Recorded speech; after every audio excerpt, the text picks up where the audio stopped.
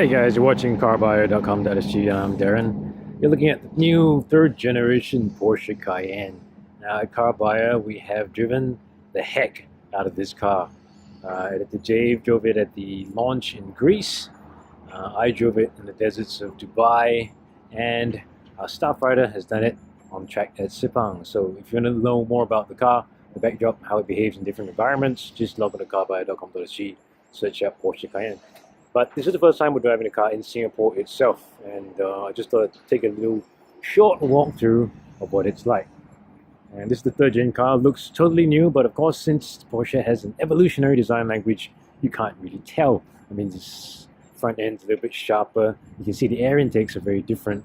You've got the stacked air intakes on top and the other. This is the Cayenne S we are looking at.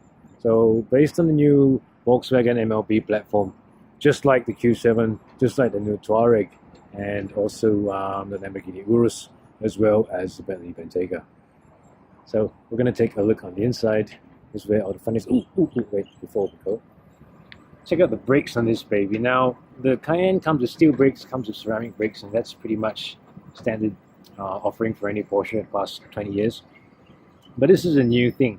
See the white caliper, 5 pistons, and the polish on the disc.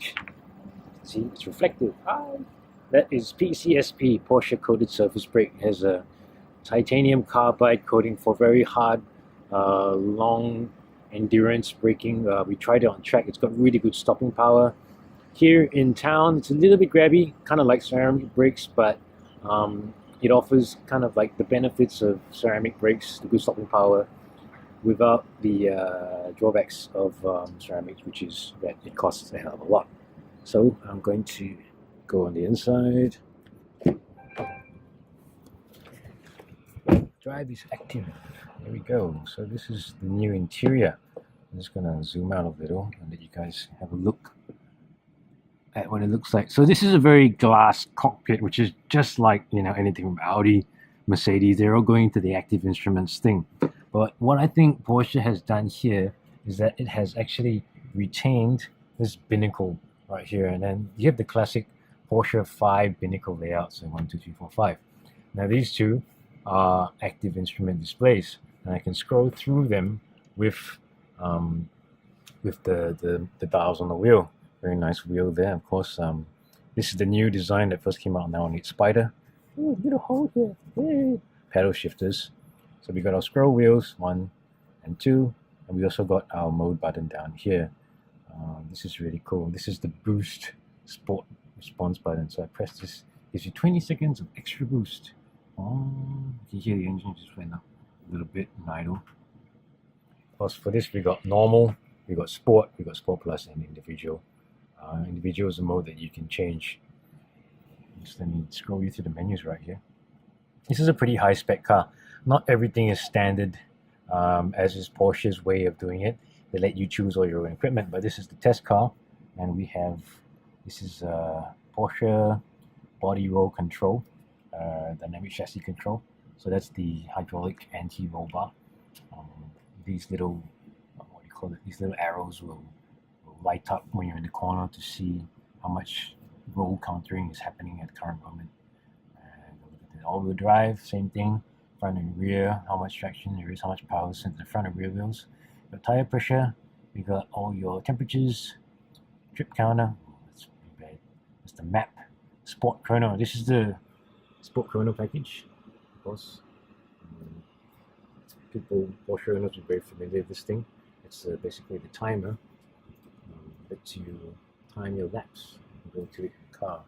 Let me show you it right here. Let me go to car chrono. Okay, and just check out the clock as I press start. There we go. The clock is ticking. Oh shit. Now I went back because I accidentally touched this.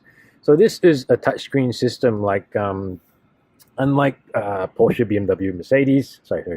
Audi, BMW, Mercedes, who have used the rotary control system for the past few years. Porsche has always kind of done it as a touchscreen with the buttons on the side. But of course, this is a widescreen interface. It's different from the ones that have come before, similar to the one on the Panamera. And I can't say I like touchscreens personally, but it's very elegant. And once you get used to it, it's not so bad. Of course, I just started driving the car, so I keep touching it when I'm going for the aircon controls, so that's not so good. But once you get used to everything, it's very slick. It looks really cool. I'm going back to the car and drive. So this is how I change my drive mode. We can go to our off-road mode as well. And we have driven the Cayenne on gravel and some desert tracks. It's still pretty good, despite it being built first and foremost as a Porsche and it's a sports car. And we got the rest of the cabin here. These two handles are a bit of a Cayenne signature as well. 8-speed automatic gearbox. You look at the PASM suspension management. We don't have a sport exhaust, sadly. The rest of the shortcuts are all here. It's a really hot day, so a bit of reflection on the infotainment system. But that is the drawback and the plus of having something that's so full of glass cockpit. So if you want to look at the review of the new Porsche Cayenne S and the rest of the range, which we've done in CarBuyer previously, check out carbuyer.com.sg.